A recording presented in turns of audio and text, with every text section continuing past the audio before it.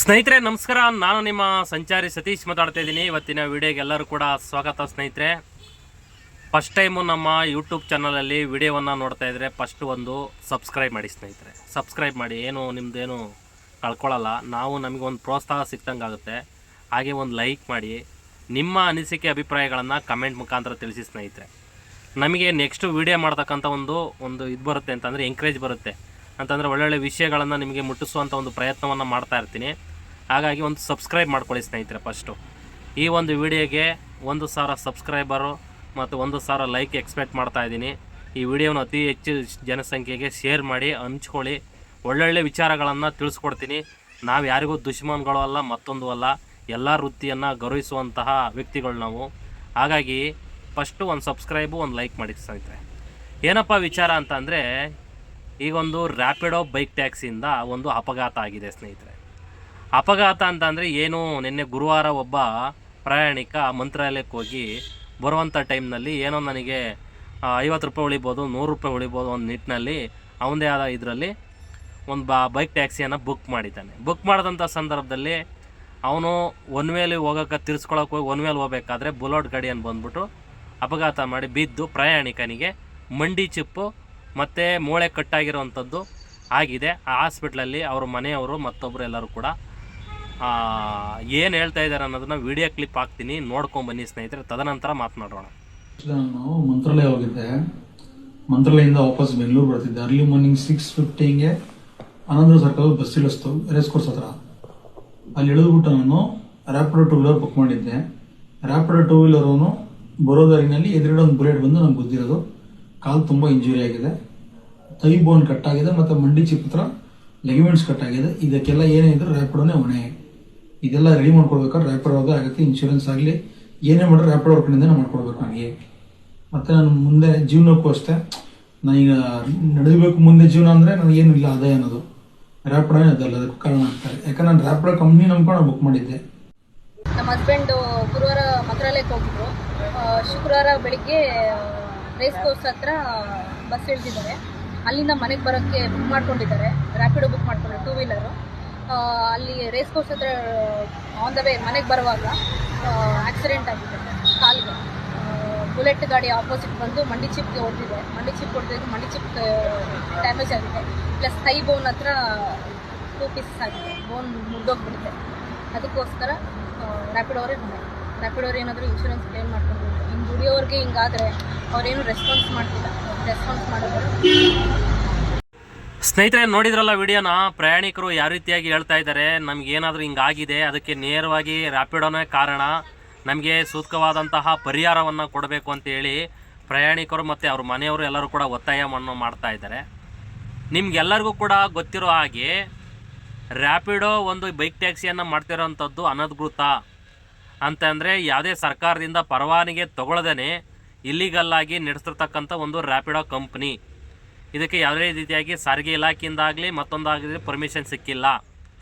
ಇದಕ್ಕೆ ಸಾವಿರಾರು ಸಂಖ್ಯೆಯಲ್ಲಿ, ಲಕ್ಷಾಂತರ ಸಂಖ್ಯೆಯಲ್ಲಿ ಬೈಕ್ ರೈಡರ್ಗಳು ಹೋಗಿ ಅವರವರ ಬೈಕ್ಗಳನ್ನು ಏನೋ ನಾವು 2,000-3,000 ಸಂಪಾದನೆ ಮಾಡ್ಬೋದು ಮತ್ತೊಂದು ಅಂತೇಳಿ ಹೋಗಿ ಅಟ್ಯಾಚ್ ಮಾಡ್ಕೊಂಡಿದ್ದೀರಾ. ಈ ಕಂಪ್ನಿ ಬಗ್ಗೆ ಕೂಲಂಕುಷವಾಗಿ ಕೆಲವರು ತಿಳ್ಕೊಂಡಿದ್ದಾರೆ, ತಿಳ್ಕೊಂಡಿಲ್ವೋ ಗೊತ್ತಿಲ್ಲ. ಹಾಗಾಗಿ ಏನೋ ನೀವು ಓಡಿಸ್ಬೇಕು, ಏನೋ ಒಂದು ಸಂಪಾದನೆ ಮಾಡಬೇಕು ಅಂತ ಹೋಗಿ ಅಟ್ಯಾಚ್ಮೆಂಟ್ ಮಾಡ್ಕೊಂಡಿದ್ದೀರಾ. ಇಂಥ ಕೇಸ್ ಆದಂಥ ಸಂದರ್ಭದಲ್ಲಿ ಯಾರು ತಲೆದಂಡ ಹಾಕ್ತಾರೆ, ನಿಮಗೆ ಪರಿಹಾರ ಕೊಡಿಸೋವಂಥವ್ರು ಯಾರು? ಬೈಕ್ ರೈಡರ್ಗಳು ಪರವಾಗಿ ನಿಂತ್ಕೊಳ್ಳೋವಂಥ ಕಂಪ್ನಿ ಯಾವುದು? ರ್ಯಾಪಿಡೋ ಕಂಪ್ನಿ ನಿಮ್ಗೆ ಏನಾದರೂ ಹೇಳಿದೆಯಾ ನಿಮ್ಮ ಪರವಾಗಿ ನಾವು ನಿಂತ್ಕೋತೀವಿ ಅಂತ? ಹೇಳಿದೆಯಾ? ಹೇಳಿಲ್ಲ. ನಿಮ್ಮ ಸಂಪಾದನೆಗೋಸ್ಕರ ಬಂದು ಅಟ್ಯಾಚ್ ಮಾಡ್ಕೋತಾ ಇದ್ದೀರಾ, ಡ್ಯೂಟಿ ಮಾಡ್ತಾಯಿದ್ದೀರಾ. ಮತ್ತೊಂದು ಯಾವುದೇ ರೀತಿಯಾಗಿ ನೀವೇನಾದರೂ ಕೂಡ ಬೈಕ್ ರೈಡರ್ಗಳು ಕುಣಿಸ್ಕೊಂಡು ಹೋದಂಥ ಸಂದರ್ಭ, ಅಪಘಾತ ಆದಂಥ ಸಂದರ್ಭದಲ್ಲಿ ಪ್ರಯಾಣಿಕರಿಗೆ ನಾವು ಪರಿಹಾರ ಕೊಡ್ತಾಯಿದ್ದೀನಿ ಅಂತ ಹೇಳಿದಾರಾ? ಏನೂ ಹೇಳಿಲ್ಲ. ಈ ಥರ ಆಗಿದೆ. ಈಗ ಬೈಕ್ ಸವಾರ ಹೇಳ್ತಾ ಇದ್ದಾನೆ, ಇಲ್ಲ ನಮಗೆ ರ್ಯಾಪಿಡೋ ಕಂಪ್ನಿನೇ ಕಾರಣ ಅಂತ. ರ್ಯಾಪಿಡೋ ಕಂಪ್ನಿ ಒಂದು ಇಲ್ಲಿಗಲ್ಲು ಅಂತ ಆ ಮನುಷ್ಯನೂ ಕೂಡ ಗೊತ್ತಿಲ್ವೇನೋ ಗೊತ್ತಿಲ್ಲ. 50 ರೂಪಾಯಿ 100 ರೂಪಾಯಿ ಉಳಿಸೋಕೆ ಹೋಗಿ ಈ ರೀತಿಯಾಗಿ ಒಂದು ಲೈಫ್ ಲ್ಯಾಂಗು ಒಂದು ಕಾಲು ಈಗ ಇದು ಅಂತ ಅಂದರೆ ಫ್ರ್ಯಾಕ್ಚರ್ ಆಗಿರೋವಂಥದ್ದು ಅನುಭವಿಸಬೇಕಾಗಿದೆ. ಇದಕ್ಕೆ ಕೆಲವರೆಲ್ಲ ತಿಳ್ಕೊಳ್ಬೇಕಾಗ್ತದೆ. ಕಾನೂನು ಪ್ರಕಾರ ಇದರಲ್ಲಿ ಏನಾದರೂ ಕೂಡ ಈಗ ಪೊಲೀಸ್ ಕೇಸ್ ಆಗಿದೆ ಅಂತಂದ್ರೆ ಬೈಕ್ ಮೇಲೆ ಕೇಸ್ ಆಗಿರುತ್ತೆ. ಈಗ ಕೇಸ್ ಆಗಿ ಇನ್ ಕೇಸ್ ಬೇರೆ ಹೆಸರಲ್ಲಿ ಇಲ್ಲ ಅಂತಂದರೆ ಇವನ್ ರೈಡರ್ ಆಗಿ ಓಡಿಸ್ತಾ ಇದ್ರೆ ಇಬ್ಬಳ ಮೇಲೂ ಕೇಸ್ ಆಗುತ್ತೆ. ವಿಚಾರಣೆ ಅಂತ ಮಾಡುವಂತಹ ಪೊಲೀಸ್ನವರು ಆ ಬೈಕ್ನಲ್ಲಿ ಇನ್ಸೂರೆನ್ಸ್ ಇದೆಯಾ ಅಂತ ಚೆಕ್ ಮಾಡ್ತಾರೆ. ಏನಾದರೂ ಕೂಡ ಇನ್ಸೂರೆನ್ಸ್ ಇಲ್ಲದೆ ಹೋದರೆ ಈ ಬೈಕು ಯಾರು ಓಡಿಸ್ತಾ ಇದ್ದ ಮತ್ತು ಓನರ್ ಯಾರಿದ್ದಾರೆ ಇಬ್ಬರ ಮೇಲೂ ಕೂಡ ದೊಡ್ಡ ಮಟ್ಟದಲ್ಲಿ ಕೇಸ್ ಆಗ್ತದೆ. ಕೋರ್ಟಿಗೆ ಹೋಗುತ್ತೆ. ಕೋರ್ಟಿಗೆ ಹೋಗಿ ಸಾವಿರಾರು ರೂಪಾಯಿ ಇಲ್ಲ ಲಕ್ಷಾಂತರ ರೂಪಾಯಿ ದಂಡ ಹಾಕ್ಬೋದು. ಆಗ ಎಲ್ಲಿಂದ ತಂದು ಕೊಡ್ತೀರಾ ಅನ್ನೋದು ಒಂದು ಯಕ್ಷ ಪ್ರಶ್ನೆ.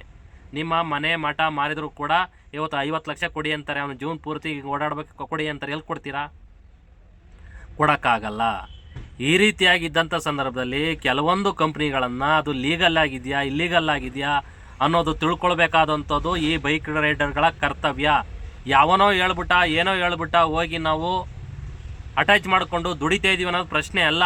ನಮ್ಮ ಹಣೆ ಬರ ಹಿಂಗೆ ಇರುತ್ತೆ ಅಂತ ಹೇಳೋಕ್ಕಾಗಲ್ಲ. ಯಾರ್ದೋ ಹಣೆ ಬರೋಕ್ಕೆ ನಾವು ಬಲಿ ಆಗಬೇಕಾಗ್ತದೆ. ಆ ರೀತಿಯಾಗಿ ಪರಿಸ್ಥಿತಿ ಆಗಿದೆ. ಮೊನ್ನೆ ನೋಡಿದ್ರಲ್ಲ ಬಸ್ ದುರಂತ, ನಿನ್ನೆ ಯಾವ ಥರ ಆಯಿತು. ಯಾವನೋ ಆ ಕಡೆಯಿಂದ ಈ ಕಡೆಯಿಂದ ಹೋಗ್ತಾ ಇರೋನು ಆ ಕಡೆಯಿಂದ ಬಂದು ಗುದ್ದಿರಿಸಿರೋದಕ್ಕೆ ಏನೋ ಒಂದು ಆಯಿತು. ನಮ್ಮ ಹಣೆ ಬರ ಹಿಂಗೆ ಇರುತ್ತೆ ಅಂತ ನಾವು ಹೇಳ್ಕೊಳಕ್ಕಾಗಲ್ಲ.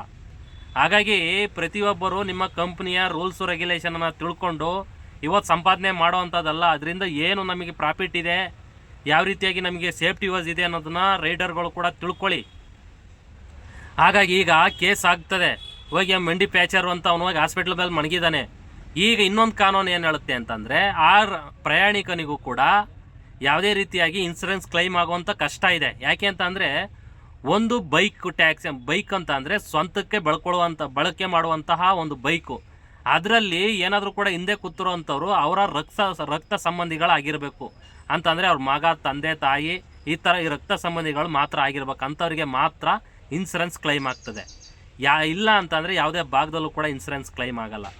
ಈಗ ಇಂಥ ಸಂದರ್ಭದಲ್ಲಿ ಯಾವ ರೀತಿಯಾಗಿ ಇವನು ನ್ಯಾಯ ಪಡ್ಕೋತಾನೆ ಪ್ರಯಾಣಿಕ, ಯಾವ ರೀತಿಯಾಗಿ ಅವನಿಗೆ ಪರಿಹಾರ ಧನವನ್ನು ಸಿಗ್ತದೆ ಅಲ್ವಾ? ಇದನ್ನು ಎಲ್ಲರೂ ಕೂಡ ಸಾರ್ವಜನಿಕರು ಅಂತಂದರೆ ನಾನು ಹೇಳ್ತಾ ಇರೋವಂಥದ್ದು ಸಾರ್ವಜನಿಕರು ಪ್ಲಸ್ ಬೈಕ್ ರೈಡರ್ಗಳು ಇವತ್ತು ತಿಳ್ಕೊಳ್ಳಿ ಇದನ್ನು. ಅಲ್ಲ ರೀ, ನೀವು ಯಾವುದಾದ್ರೂ ಹಳ್ಳಿ ಕಡೆಯಿಂದ ಬಂದು ಏನೇನೋ ಮಾಡ್ಕೊಂಡು ನಮ್ಮ ಜೀವನ ನಡೆಸಬೇಕು ಅಂತ ಬಂದಿರ್ತೀವಿ. ಆದರೆ ಆದಂಥ ಸಂದರ್ಭದಲ್ಲಿ ನಮಗೆ ಒಂದು ಸೆಕ್ಯೂರ್ ಆಗಿ ನಿಂತ್ಕೊಳ್ಳೋಂಥವ್ರು ಯಾರು ಬೇಕಲ್ವಾ? ಅವರು ಯಾರೂ ಇಲ್ಲ. ಈ ರೀತಿಯಾಗಿದ್ದಂಥ ಟೈಮ್ನಲ್ಲಿ ಪ್ರತಿಯೊಬ್ಬರು ಕೂಡ ಜಾಗೃತೆಯಿಂದ ನಿಮ್ಮ ಕಂಪ್ನಿಗಳನ್ನು ನೋಡ್ಕೊಡಿ. ಕೋರ್ಟಲ್ಲಿದೆ ರ್ಯಾಪಿಡೋ ಬೈಕ್ ಟ್ಯಾಕ್ಸಿದು ವಿಚಾರ. ಅದು ಪರ್ಮಿಷನ್ ಸಿಗುತ್ತಾ ಸಿಗಲ್ವಾ ಅನ್ನೋದು ಸೆಕೆಂಡ್ರಿ. ಅಷ್ಟೊತ್ತಕ ನೀವು ಬೇರೆ ಒಂದು ಉದ್ಯೋಗವನ್ನು ಮಾಡ್ಕೋಬೋದು. ಆದರೆ ಇಲ್ಲ ಅಂತ ಅಂದರೆ ಕೆಲವರೆಲ್ಲ ಎಷ್ಟೋ ಜನ ಮಾಡ್ತಾ ಇದ್ದಾರೆ. ಅದರಲ್ಲೂ ಕೂಡ ಅವಸರವೇ ಅಪಘಾತಕ್ಕೆ ಕಾರಣ. ನೀವು ಕುಣಿಸ್ಕೊಂಡು ಹೋಗ್ತಾ ಇರ್ತೀರಾ, ಒನ್ ವೇಲ್ ಹೋಗ್ತೀರಾ, ಹೋಗಿ ಟಚ್ ಮಾಡ್ತೀರಾ. ಈ ರೀತಿಯಾಗಿ ಅಪಘಾತಗಳು ಕೂಡ ಸಂಭವಿಸ್ತವೆ. ಈ ಥರ ಸಮಸ್ಯೆಗಳು ಹಲವಾರು ಇದೆ ಕಣ್ರಿ. ದಯಮಾಡಿ ನಾನು ಹೇಳ್ತಿರೋವಂಥದ್ದು ಇಲ್ಲಿ ಯಾರ ಮೇಲೆ ಹೊಟ್ಟೆ ಮೇಲೆ ಹೊಡಿತಕ್ಕಂಥ ಕೆಲಸ ಅಲ್ಲ. ಇಲ್ಲಿ ಕಾನೂನು ಪ್ರಕಾರ ಯಾವ ಕಂಪ್ನಿಗಳು ಚಾಲ್ತಿಯಲ್ಲಿ ಕೆಲಸ ಮಾಡ್ತಾ ಇದೆ ಅಂತ ತಿಳ್ಕೊಂಡು ಹೋಗಿ ಅಟ್ಯಾಚ್ ಮಾಡ್ಕೋತಿರೋ ಏನು ಮಾಡ್ಕೋತಿರೋ ಓಡಿಸ್ಕೊಳ್ಳಿ. ನಿಮ್ಮ ಮನೆ ಬರೋದು, ನಾವೇನು ಮಾಡೋಕ್ಕಾಗಲ್ಲ. ಇಲ್ಲಿ ಯಾರ ಮೇಲೆ ಹೊಟ್ಟೆ ಮೇಲೆ ಹೊಡೆಯೋಕ್ಕಾಗಲ್ಲ. ಹುಡ್ಸಿರೋ ದೇವರು ಉಲ್ಮೇಯಿಸ್ತಾನೆ ಇರಲ್ಲ. ಯಾವುದೋ ಒಂದು ಕೆಲಸ ಒಂದು ರೂಪದಲ್ಲಿ ಮಾಡ್ಕೊಂಡು ಅನ್ನ ತಿಂತಾರೆ. ಆದರೆ ಇವತ್ತು ನಾವು ಕಾನೂನು ಚೌಕಟ್ಟಿನಲ್ಲಿ ಬದುಕಬೇಕಾದ್ರೆ ನಮ್ಮ ಸೇಫ್ಟಿ ಯೂಸ್ಗಳನ್ನು ನಾವು ನೋಡಬೇಕಾಗ್ತದೆ. ಈ ಮಾತನ್ನು ಯಾರ್ಯಾರಿಗೆ ಹೇಳ್ತಾ ಇದ್ದೀನಿ ಅಂತ ಅಂದರೆ ಸಾರ್ವಜನಿಕರಿಗೆ ಪ್ಲಸ್ ಬೈಕ್ ರೈಡರ್ಗಳಿಗೆ ಈ ವಿಷಯವನ್ನು ತಿಳ್ಕೊಳ್ಳಿ. ಸುಮ್ಮನೆ ಅವನು ಯಾರು ಹೇಳ್ತಾನೆ ಇವನು ಯಾರು ಹೇಳ್ತಾನೆ ಅಂತ ತಲೆ ಕೆಡಿಸ್ಕೊಳಕ್ಕೆ ಹೋಗ್ಬಿಡಿ. ಈ ವಿಚಾರಗಳನ್ನು ತಿಳ್ಕೊಂಡು ನಿಮ್ಮದೇ ಆದಂಥ ರೀತಿಯಲ್ಲಿ ನಮಗೆ ಕಮೆಂಟ್ ಮಾಡಿ ತಿಳಿಸಿ ಸ್ನೇಹಿತರೆ. ನಿಮಗೆ ಯಾವ ರೀತಿಯಾಗಿ ಅಂತಂದರೆ ನೀನು ಹೇಳ್ತಿರೋ ತಪ್ಪಾ ಸರಿನಾ, ನಾನು ಹೇಳ್ತಿರೋದು ತಪ್ಪ ಸರಿ ಅನ್ನೋದು ತಿಳಿಸ್ಕೊಡಿ. ಈ ರೀತಿಯಾಗಿ ಆಗ್ತದೆ. ಅವ್ರ ಮನೆಯವ್ರು ಹೇಳ್ತಾ ಇದ್ದಾರೆ ಇದಕ್ಕೆ ಮೂಲ ಕಾರಣ ರ್ಯಾಪಿಡೋ ಕಂಪ್ನಿ. ಈ ರ್ಯಾಪಿಡೋ ಕಂಪ್ನಿ ಯಾವುದೇ ಒಂದು ರೆಸ್ಪಾನ್ಸ್ ಕೊಟ್ಟಿಲ್ಲಪ್ಪ ಇನ್ನೂ ಕೂಡ ಬಂದು. ಇಲ್ಲ ನಮ್ಮ ಕಂಪ್ನಿಯಿಂದ ಹಿಂಗೆ ಆಗಿದೆ, ಏನಾದರೂ ಕೂಡ ಅವನಿಗೆ 5 ಲಕ್ಷ ಪರಿಹಾರ ಕೊಡ್ತೀವಿ, ಇಲ್ಲ 10 ಲಕ್ಷ ಪರಿಹಾರ ಕೊಡ್ತೀವಿ, ಇಲ್ಲ ಒಂದು ಹಾಸ್ಪಿಟ್ಲು ಖರ್ಚು ವೆಚ್ಚಗಳನ್ನು ನಾವು ವಹಿಸ್ಕೋತೀವಿ ಅಂತೇಳಿ ಅಧಿಕೃತವಾಗಿ ಬಂದು ಒಂದು ವಿಡಿಯೋ ಮುಖಾಂತರನೋ ಇಲ್ಲ ಮಾಧ್ಯಮಗಳಿಗೆ ಹೇಳಿಕೆ ಕೊಟ್ಟಿದ್ದಾರಾ? ಯಾವುದು ಕೊಡಲ್ಲ. ಇವತ್ತು ಅದೆಲ್ಲೋ ಮಾದೇವಪುರದಲ್ಲಿ ಒಂದು ಆಯಿತು. ಏನು ಅವ್ರಿಗೆ ಪಾಪ ಯಾವುದೋ ಕೆಲಸ ಮಾಡೋ ಹೆಂಗ್ಸದು ಹೋಗಿ ಅವ್ರನ್ನ ಬುಕ್ ಮಾಡಿ ಅವ್ರನ್ನ ಇನ್ನೊಂದು ಜಾಗಕ್ಕೆ ಕರೆಸ್ಕೊಳ್ಬೇಕಾರೆ ಆ ರೀತಿಯಾಗಿ ಆಯಿತು. ಪಾಪ ಅವರು ಕೋಮಾದಿಂದ ಈಚೆ ಕಡೆಗೆ ಬಂದಿದ್ದಾರೋ ಗೊತ್ತಿಲ್ಲ. ಅದು ಯಾಕೆ ಆ ಕೇಸ್ ಯಾವ ಥರ ಮಾಡ್ಕೊಂಡಿದ್ದಾರೋ ಇನ್ನೂ ಗೊತ್ತಿಲ್ಲ. ಇಲ್ಲಿ ಈಗ ಏನಾದರೂ ಕೂಡ ಇದು ಯಾವುದೂ ಕೂಡ ಕ್ಲೈಮ್ ಆಗಲ್ಲ ಕಾನೂನು ಪ್ರಕಾರ ಹೋದರೆ ಪ್ರಯಾಣಿಕನಿಗೆ. ಇಲ್ಲಿ ಕಾಂಪ್ರಮೈಸ್ ಮಾಡ್ಕೊಳ್ಬೇಕು. ರ್ಯಾಪಿಡೋ ಕಂಪ್ನಿಯನ್ನು ನಮ್ಗೆ ಗೊತ್ತಿಲ್ಲ ಅಂತ ಹೇಳಿದ್ಬಿಟ್ರು ಇಲ್ಲಿ ಬೈಕ್ ಟ್ಯಾಕ್ಸಿ ರೈಡರು ಪ್ಲಸ್ ಪ್ರಯಾಣಿಕನು ಇಬ್ಬರು ಕೂಡ ಕಾಂಪ್ರಮೈಸ್ ಮಾಡಿಕೊಂಡು ಇಲ್ಲ ಕಣಪ್ಪ ನಾನು ಇಷ್ಟು ಕೊಡ್ತೀನಿ, ನಿನ್ನ ಕಾಲನ್ನು ಹುಷಾರು ಮಾಡ್ತೀನಿ, ಇಲ್ಲ ಹಿಂಗೆ ಮಾಡ್ಕೊತೀನಿ ಅಂತ ಏನಾದರೂ ಕೂಡ ಬೈಕ್ ಟ್ಯಾಕ್ಸಿ ಅವನು ಹೇಳಿದರೆ ಓಕೆ, ಅವ್ರು ಇಬ್ಬರು ಕಾಂಪ್ರಮೈಸ್ ಆದರೆ ಇದು ಕೋರ್ಟ್ ಮುಖಾಂತರ ಕೇಸ್ ಆಯಿತು ಅಂತಂದರೆ ಆ ಬೈಕ್ ರೈಡರ್ ಇದನ್ನೆಲ್ಲ ಅವನಿಗೆ ಒಳಿಕಾಗ್ತಾರೆ. ಇಲ್ಲಾಂದರೆ ಇಷ್ಟು ಲಕ್ಷ ದಂಡ ಕಟ್ಕೊಡು ಅಂತ ಹೇಳ್ತಾರೆ. ಅವ್ನು ಕಟ್ಟೋಕ್ಕಾಗದಂಥ ಸಂದರ್ಭದಲ್ಲಿ ಒಳಗೆ ಹೋಗಲೇಬೇಕಾಗ್ತದೆ. ಲಕ್ಷಾಂತರ ರೂಪಾಯಿ ಏನೋ 50,000 ಲಕ್ಷ ಕೊಟ್ಟು ಏನೋ ಕೈ ತೊಳ್ಕೊಬಿಡೋಣ ಅನ್ಬೋದು. ಅವ್ನು ಜೀವನ ಪೂರ್ತಿಯಾಗ ಹೈಕೋರ್ಟಲ್ಲಿ ನ್ಯಾಯ ಸಿಗ್ತವ್ರು ಸುಪ್ರೀಂ ಕೋರ್ಟಿಗೆ ಆಗ್ತಾನೆ. ಈಗ ಅದರಲ್ಲಿ 10 ಲಕ್ಷ ಕೊಡಿಸಿರು ಅಂತ ಅಂದರೆ ಹೈಕೋರ್ಟಲ್ಲಿ, ಸುಪ್ರೀಂ ಕೋರ್ಟಲ್ಲಿ ನಿನಗೂ ನಂಗೆ ಜೀವಾಂಶ, ನಂಗೆ ಕಾಲು ನಡೆಯೋಕ್ಕಾಗಲ್ಲ, ಈ ರೀತಿಯಾಗಿ ತೊಂದರೆ ಆಗ್ತಾಯಿದೆ, ನನಗಿನ್ನೂ ಹಣ ಬೇಕು ಜೀವನ ಸಾಗಿಸ್ಲಿಕ್ಕೆ ಅಂತ ಹೇಳಿ ಸುಪ್ರೀಂ ಕೋರ್ಟಿಗೆ ಆಗ್ತಾನೆ. ಸುಪ್ರೀಂ ಕೋರ್ಟ್ ಅವ್ರು ಇನ್ನೂ 20 ಲಕ್ಷ ಕೊಡಬೇಕು ಅಂತಂದ್ರೆ ಎಲ್ಲಿ ತಂದು ಕೊಡ್ತಾನೆ? ಇವೆಲ್ಲ ವಿಚಾರಗಳನ್ನು ಪ್ರತಿಯೊಬ್ಬರು ಕೂಡ ತಿಳ್ಕೊಳ್ರಿ. ಸುಮ್ಮನೆ ಯಾರು ಕೂಡ ಹೇಳಲ್ಲ. ಈ ರೀತಿಯಾಗಿ ಸಮಸ್ಯೆ ಆಗಿದೆ. ಬೈಕ್ ಟ್ಯಾಕ್ಸ್ ಇನ್ನೂ ಕೂಡ ಕೋರ್ಟಲ್ಲಿದೆ. ಆ ಕೋರ್ಟಲ್ಲಿ ಯಾವ ರೀತಿಯಾಗಿ ತೀರ್ಪು ಬರ್ತದೆ, ಏನಾಗ್ತದೆ ಅನ್ನೋದನ್ನು ಕೂಡ ನೀವು ತಿಳ್ಕೊಂಡು ತದನಂತರ ಬೈಕ್ ಟ್ಯಾಕ್ಸಿಯನ್ನು ಚಲಾವಣೆ ಮಾಡಿ ಅನ್ನೋದನ್ನು ನಾನು ಈ ಮುಖಾಂತರ ಹೇಳಕ್ಕೆ ಬಯಸ್ತೇನೆ. ಹಾಗೆ ಅದು ಪರ್ಮಿಷನ್ ಸೆಕೆಂಡ್ರಿ, ಅದು ಸಿಗ್ಬೋದು, ಇಲ್ಲ ಅಂತಂದರೆ ಸಿಗದವ್ರು ಹೋಗ್ಬೋದು. ಈ ರೀತಿಯಾಗಿ ಅಪಘಾತಗಳಾದಂಥ ಟೈಮ್ನಲ್ಲಿ ಯಾರು ಹೊಣೆ ಆಗ್ತಾರೆ, ಯಾರಿಗೆ ಇದಾಗ್ತಾರೆ ಅನ್ನೋದು ಒಂದು ಪ್ರಶ್ನೆ. ಹಾಗಾಗಿ ನನಗೆ ತಿಳಿದರ ಮಟ್ಟಿಗೆ ವಿಚಾರಗಳನ್ನು ನಾನು ಮುಟ್ಟಿಸಿದ್ದೇನೆ. ಏನಾದರೂ ಕೂಡ ನಾನು ಮಾತನಾಡಿದ್ರಲ್ಲಿ ಅಂತಂದರೆ ತಪ್ಪು ಏನಾದ್ರು ಇತ್ತು ಅಂತಂದರೆ ಕ್ಷಮೆ ಇರಲಿ ಅನ್ನೋದನ್ನು ಕೂಡ ಹೇಳ್ತೇನೆ. ಯಾಕೆ ಅಂತಂದರೆ ಹಲವಾರು ವಿಚಾರಗಳನ್ನು ತಿಳಿಸ್ಕೊಡ್ತೇನೆ ಇರ್ತೀನಿ. ಕೆಲವರು ಬಂದಾಗೆಲ್ಲ ಕೆಟ್ಟ ಕಮೆಂಟ್ ರೀತಿಯಲ್ಲಿ ಅವ್ರದ್ದೇ ಆದ ಶೈಲಿಯಲ್ಲಿ ಹಾಕ್ತಾರೆ. ಅದನ್ನೆಲ್ಲ ಟೆನ್ಷನ್ ಮಾಡ್ಕೊಳಕ್ಕಾಗಲ್ಲ. ಹಾಗಾಗಿ ನನಗೆ ತಿಳಿದ ಮಟ್ಟಿಗೆ ನಾನು ಹೇಳಿದ್ದೇನೆ. ಫಸ್ಟ್ ಟೈಮು ನಮ್ಮ ಯೂಟ್ಯೂಬ್ ಚಾನಲಲ್ಲಿ ವೀಡಿಯೋ ನೋಡ್ತಾ ಇದ್ದರೆ ದಯಮಾಡಿ ಒಂದು ಸಬ್ಸ್ಕ್ರೈಬ್ ಮಾಡ್ತಕ್ಕಂಥ ಕೆಲಸವನ್ನು ಮಾಡಿ. ನಿಮ್ಮ ಅನಿಸಿಕೆ ಅಭಿಪ್ರಾಯಗಳನ್ನು ಕಮೆಂಟ್ ಮುಖಾಂತರ ತಿಳಿಸಿ ಸ್ನೇಹಿತರೆ. ಜೈ ಹಿಂದ್, ಜೈ ಕರ್ನಾಟಕ ಮಾತೆ.